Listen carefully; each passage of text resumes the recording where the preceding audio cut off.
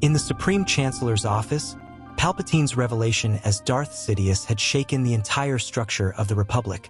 Mace Windu, with his purple lightsaber in hand, faced the Sith Lord while Anakin Skywalker remained at the entrance, witnessing the battle.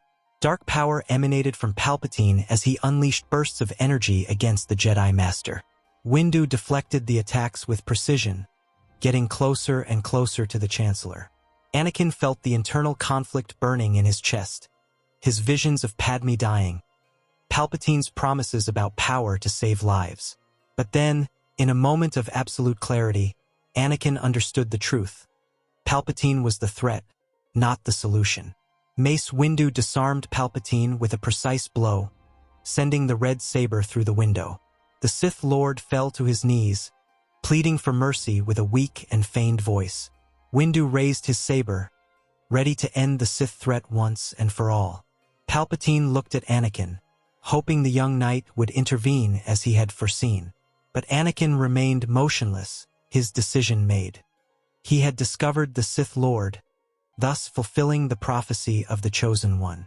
The purple saber descended in a fatal arc, and Palpatine ceased to exist, his dark presence dissipating in the Force like smoke in the wind. In the following days, the Republic began to rebuild. The Jedi Council gathered to assess Anakin's role in recent events. Mace Windu, still recovering from the confrontation, addressed the Council. "This is proof of discernment and control, which Skywalker has demonstrated to possess. He managed to discover the Sith Lord." Obi-Wan Kenobi agreed with a nod, proud of his former Padawan. Plo Koon added in his deep and modulated voice, "His maturity is remarkable." Ki-Adi-Mundi observed, "The prophecy was fulfilled through him." Yoda closed his eyes, feeling the Force flow in balance for the first time in millennia. Promoted to Master, Anakin Skywalker must be. Unanimous was the decision. Padme gave birth to twins on a quiet night at the Naboo refuge, with Anakin by her side. Luke and Leia came into the world healthy, filling the room with their first cries. Anakin held the babies with tears in his eyes, sensing through the Force that both were strong in the mystical energy that permeated the universe. Relief flooded him like a wave. His visions were wrong. Padme had survived. His family was complete. The Nabari celebrated with the Skywalker, and even R2-D2 emitted cheerful beeps upon meeting the little ones.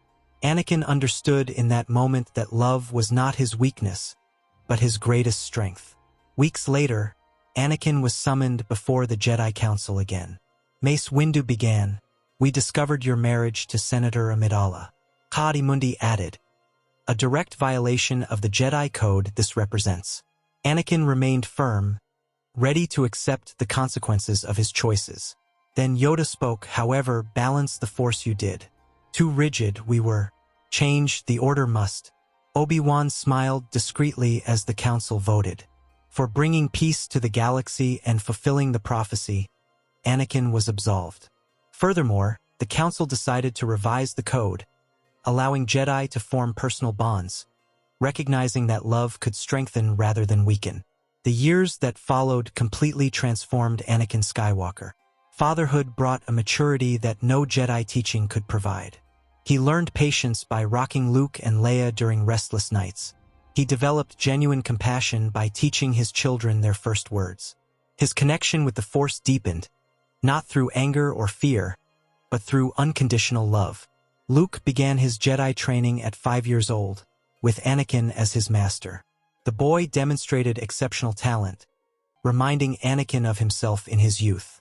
As the years passed, Anakin reached levels of power never before seen, mastering both Jedi abilities and understanding aspects of the dark side without succumbing to it, becoming truly balanced in the Force. Luke Skywalker grew under his father's tutelage, becoming a promising Padawan. At 17, he already demonstrated impressive skills with the lightsaber, combining his father's refined technique with his own creativity. He possessed the same impetuosity that had characterized Anakin in his youth, but also an innate compassion that balanced him.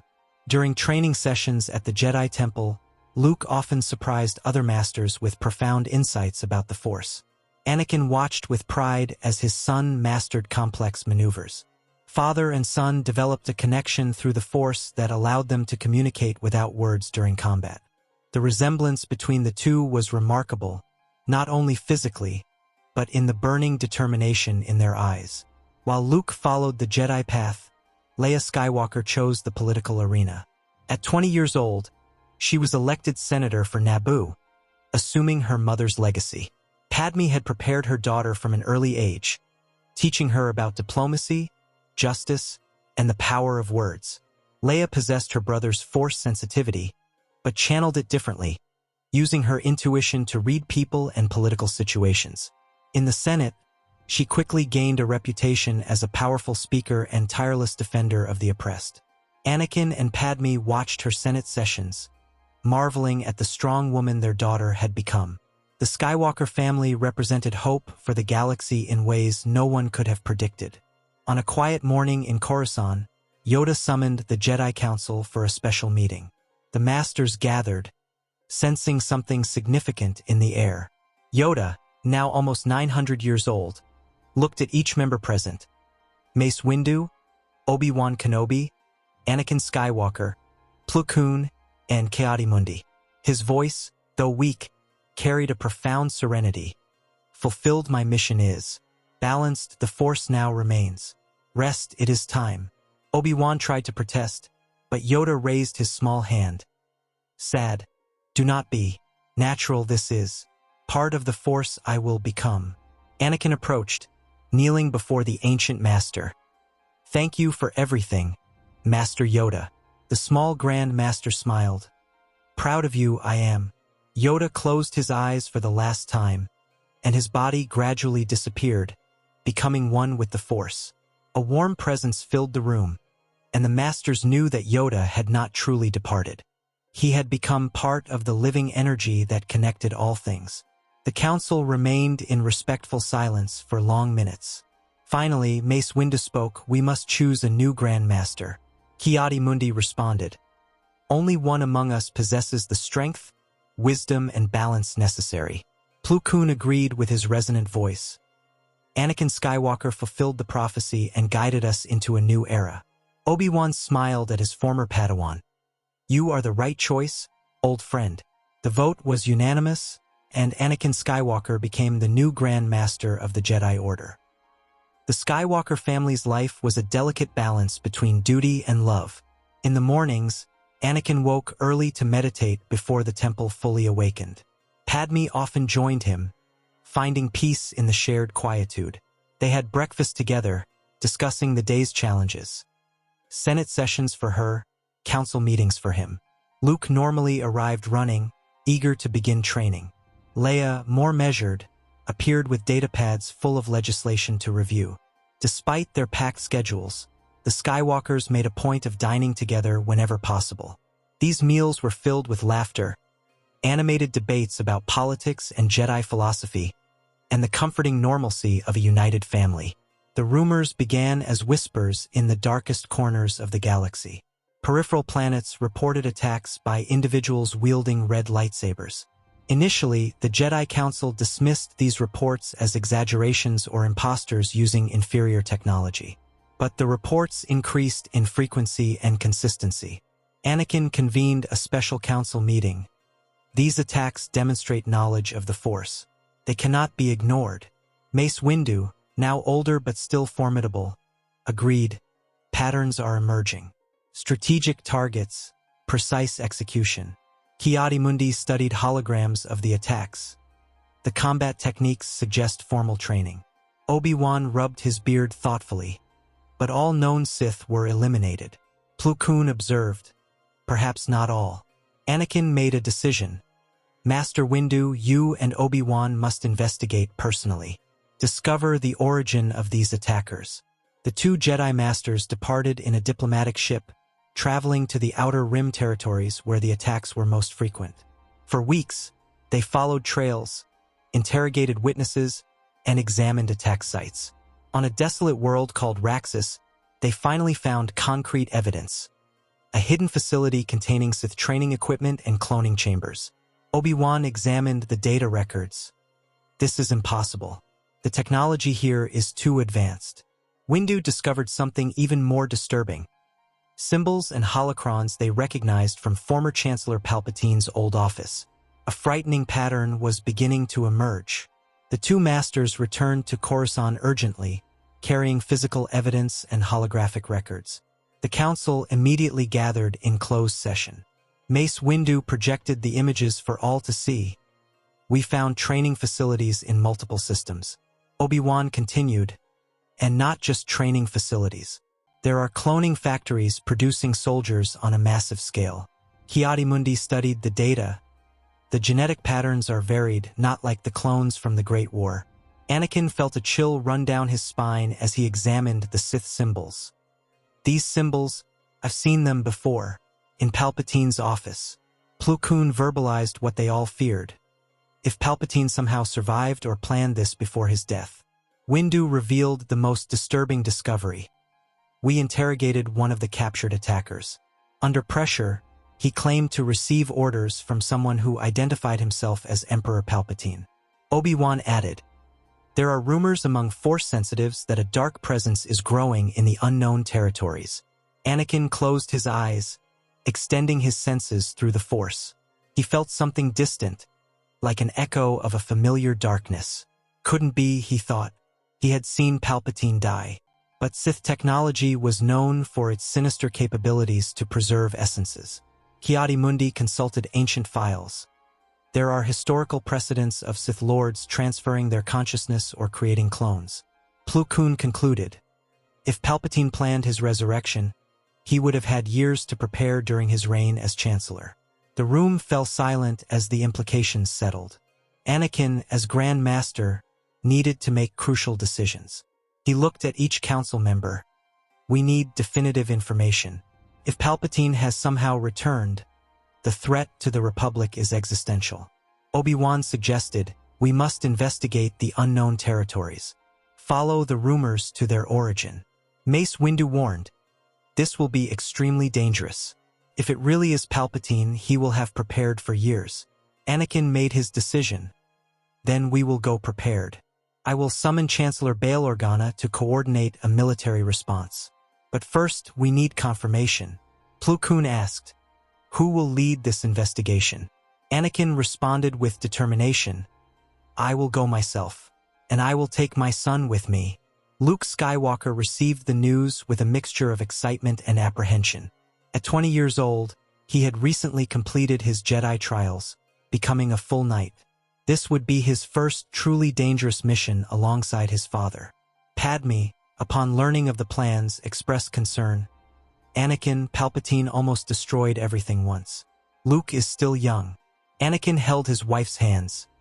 I know, but he needs to be prepared for what's coming. Besides, no one knows Palpatine's darkness like I do, and no one better represents the light that defeated him than our son. Padme looked into Anakin's eyes, seeing the resolve there. Then come back to me. Both of you. Leia hugged her brother. Be careful, Luke. The galaxy needs you. R2-D2 emitted worried beeps while loading supplies onto the ship. The reconnaissance ship departed from Coruscant under secrecy. Anakin piloted while Luke monitored sensors. Their destination was a world called Corbin, ancient Sith stronghold in the unknown territories. The rumors and captured data trails pointed in that direction. During the journey, father and son meditated together, mentally preparing for what they might face. Anakin shared stories about Palpatine he had never told before. He was seduction personified. He promised power, knowledge, salvation. But it was all lies built on manipulation. Luke listened attentively. How did you resist in the end? Anakin smiled sadly. I realized that true power comes from love, not fear. I remembered your mother, that saved me. Luke absorbed the lesson, understanding he would face not just physical power, but psychological warfare. As they emerged from hyperspace near Corbin, they were immediately confronted by patrols. Unidentified fighters with Sith markings intercepted their approach. Anakin maneuvered skillfully, avoiding fire. They were expecting us. Luke fired back, disabling one fighter's propulsion system. There are too many of them. The ship plunged into Corbin's atmosphere, closely pursued. Anakin spotted a canyon and dove into it, using the rock formation to lose the pursuers. They landed in a remote area, hiding the ship with camouflage. Luke checked the equipment. Sensors indicate a massive facility 20 kilometers from here. Anakin felt the darkness emanating from that location through the Force. That's where we'll find answers. They advanced on foot, sabers deactivated but ready. The facility proved to be much larger than expected. Ancient Sith structures had been modernized with contemporary technology. Guards patrolled the perimeter, and security cameras constantly swept the area. Anakin and Luke used the Force to obscure their presence, moving like shadows. Inside the complex, they found active cloning laboratories producing soldiers. Luke whispered, "How many do you think have already been created?" Anakin examined records on a terminal, millions, spread across multiple facilities. This is a complete military operation. They advanced deeper, following the growing sense of darkness. In a central chamber, they saw something that confirmed their worst fears. A giant Bacta tank containing a figure resembling Palpatine, connected to countless machines and ancient Sith technologies. Before they could fully process the sight, they were confronted by hooded figures wielding red sabers. 5 attackers emerged from the shadows, clearly trained in the Sith arts. Luke and Anakin activated their sabers, blue against red. The battle was frantic and brutal. Luke faced 2 opponents simultaneously, his fluid technique keeping them at bay. Anakin dueled with 3, his mastery of the Force allowing him to anticipate every move. The corridors echoed with the clash of energized blades. One of the attackers tried to use lightning, but Luke deflected it with his saber. Anakin disarmed 2 opponents with a rapid sequence of strikes. The combat lasted intense minutes until father and son prevailed, neutralizing the attackers. Breathless, they looked at each other. "We need to get out of here and report this immediately." The escape from Corbin was chaotic. Alarms sounded throughout the facility as Anakin and Luke ran back to their ship. More trained Sith appeared, forcing them to fight in retreat. Luke used the Force to bring down a column, blocking the pursuer's path. Anakin deflected blaster bolts while they maintained momentum. They reached the ship and took off under heavy fire. Enemy fighters pursued them again, but Anakin executed impossible evasive maneuvers, a product of his legendary skill as a pilot. Luke coordinated shields and weapons, keeping the attackers at bay. They finally escaped the atmosphere and entered hyperspace. Luke dropped into his seat. Was that really Palpatine? Anakin had a distant look, a version of him. Clone, consciousness transfer, I don't know. But the threat is real. We need to warn the Republic. Back on Coruscant, the attacks had intensified. Coordinated Sith forces began conducting raids on strategic targets. A bomb exploded near the senatorial district, killing dozens. Leia was in session when the attack occurred, feeling the wave of fear and chaos through the Force. Padme immediately contacted Anakin. "You need to come back now. The capital is under attack." Obi-Wan and Mace Windu led the Jedi defenses, intercepting attackers and evacuating civilians. The Jedi Temple was placed on maximum alert. Ki-Adi-Mundi coordinated response teams while Plo Koon led aerial patrols. When Anakin's ship landed, he went straight to an emergency meeting with Chancellor Bail Organa. The Republic's leader was visibly shaken.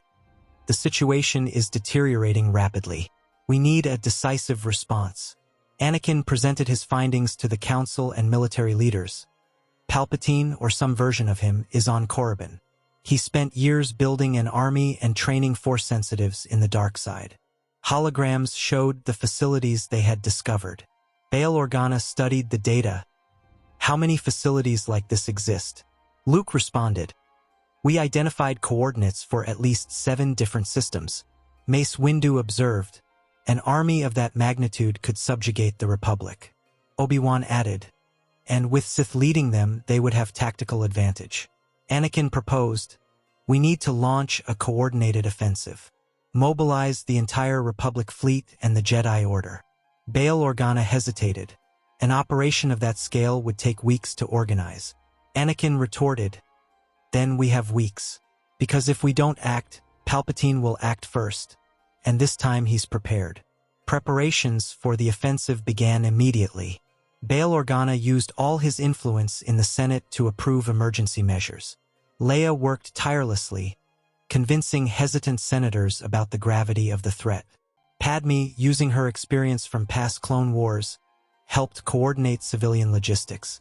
At the Jedi Temple, Anakin gathered all available knights and masters. His presence as Grand Master inspired confidence.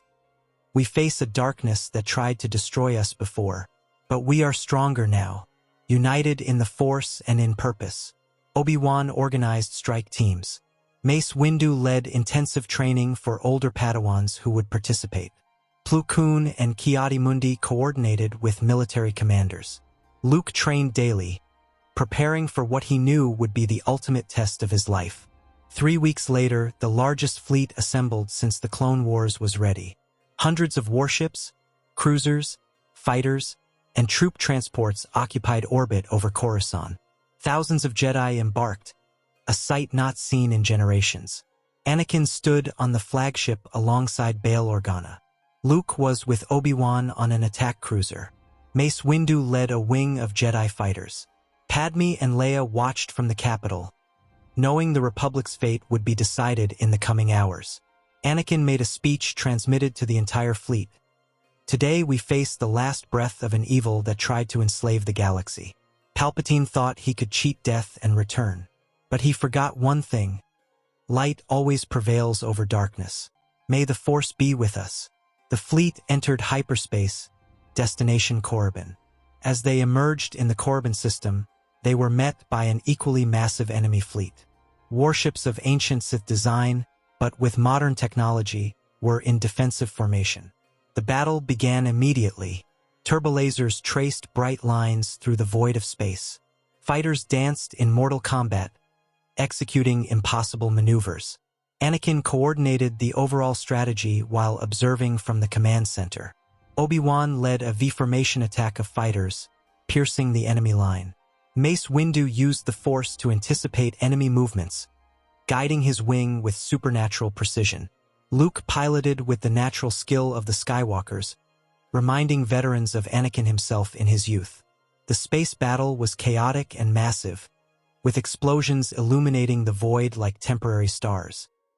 While the space battle continued, transports began landing troops on Corbin's surface. Republic soldiers established beachheads while Jedi led advances. Palpatine's clone army responded with numerical force and frightening coordination. But they weren't the only defenders. Hundreds of Force sensitives trained in the dark side emerged, their red sabers creating a crimson sea against the blue and green of the Jedi. It was Jedi against Sith on a scale not seen in millennia. Obi-Wan dueled against 3 opponents simultaneously, his Form 3 defensive style keeping them at bay. Mace Windu cut through enemy lines like a force of nature. Ki-Adi-Mundi and Plo Koon led flanks, their unique abilities in the Force turning the tide in their sectors. Corbin's ground was marked by explosion craters and traces of intense battles. Anakin and Luke landed near the central facility they had identified earlier. Their objective was clear: find and neutralize Palpatine once and for all. Accompanied by an elite team of Jedi Knights, they advanced through the outer defenses. The resistance was fierce. Trained Sith confronted them in every corridor, fighting with desperate fanaticism. Luke was impressed by the ferocity. It's as if they're willing to die for him. Anakin, cutting through another attacker. Palpatine always knew how to inspire loyalty through fear and empty promises. They penetrated deeper, following the dark pulse that Anakin recognized. Finally, they reached the central chamber, a vast room dominated by ancient Sith technology mixed with modern machines. And in the center, inside an energized transparent dome, was Palpatine. The Sith Lord looked more cadaverous than Anakin remembered, but his yellow eyes glowed with familiar malevolence. Tubes and wires connected him to countless machines. His voice, amplified by technology, echoed through the chamber. "Anakin Skywalker, how appropriate that you come to me." Anakin activated his saber. "It's over, Palpatine. Your darkness ends here." The Sith Lord laughed, a sound that echoed off the walls. "Fool. This technology gives me power beyond comprehension. I am immortal. Luke stepped forward. You are just a ghost clinging to life through machines. Palpatine turned his attention to the young Jedi. Ah, the son. Luke Skywalker. You could have been my greatest apprentice. You could have ruled at my side. Luke responded firmly. I choose the light. I will always choose it. Palpatine raised his hands, and bolts of blue energy exploded from the dome toward Luke. The young Jedi raised his saber defensively, deflecting the energy, but the intensity was immense. His feet slid backward as he struggled to maintain his defense. The technology amplified Palpatine's power exponentially. Anakin intervened, leaping between his son and the lightning. Enough! He raised his own hands, invoking the power of the Force in a way he had never done before. Lightning emerged from his palms, directly confronting Palpatine's energy. The chamber was filled with blinding light as two streams of energy collided in the middle. Palpatine snarled, "Impossible! You cannot have such power." Anakin responded through the strain, "I am the chosen one." The battle of wills continued, pure energy colliding in the center of the chamber. The Sith Lord screamed, "I am the most powerful Sith who ever existed. Nothing can defeat me. I have transcended death. I am eternal." But Anakin felt the balance shifting. He channeled decades of experience, all the love he felt for his family, every lesson learned. The intensity of his lightning increased dramatically, overwhelming Palpatine's defense. The energy pierced through the dome, overloading the systems. Machines exploded in cascade. Palpatine screamed in agony as his body was consumed by the energy. A final explosion shook the entire facility. When the light dissipated, the dome was destroyed.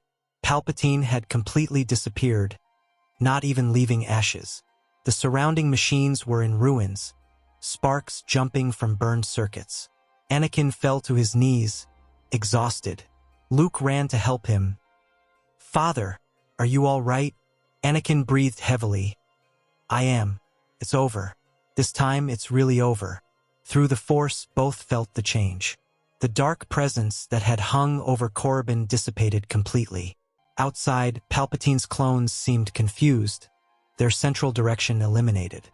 The trained Sith began to retreat. Obi-Wan entered the chamber running. "What happened? I feel as if something fundamental in the Force has changed." Luke smiled wearily. "My father fulfilled his destiny. Again." The Battle of Corbin ended in the following hours. Without central leadership, Palpatine's forces collapsed. Many surrendered, others fled to the far reaches of the galaxy. The Republic fleet had prevailed in space, destroying or capturing most of the enemy ships. Jedi located and deactivated the remaining cloning facilities. Mace Windu coordinated the capture of surviving Sith, who would be tried for their crimes. Plo Koon and Ki-Adi-Mundi supervised the destruction of dangerous Sith technology. When Anakin and Luke emerged from the central facility, they were greeted by an ovation from soldiers and Jedi. Obi-Wan embraced his former Padawan. "You saved the galaxy again, my old friend." Anakin looked at his son. "We saved it. Together." The Skywalker family had faced the darkness and prevailed. The fleet returned triumphantly to Coruscant. Padme and Leia waited at the spaceport, running to embrace Anakin and Luke as soon as they disembarked. R2-D2 rolled in circles, emitting cheerful beeps. Leia hugged her brother tightly. "I felt through the Force when it happened. It was incredible." Padme held Anakin's face between her hands. "You came back, both of you, as you promised." The family remained embraced for long moments, tears of relief flowing freely. Around them, the celebration grew. Citizens of Coruscant took to the streets, celebrating the definitive end of the Sith threat. Fireworks illuminated the night sky. Bail Organa made a speech transmitted across the galaxy. "Today, light defeated darkness. Thanks to the courage of the Skywalker family and the Jedi Order, peace is assured."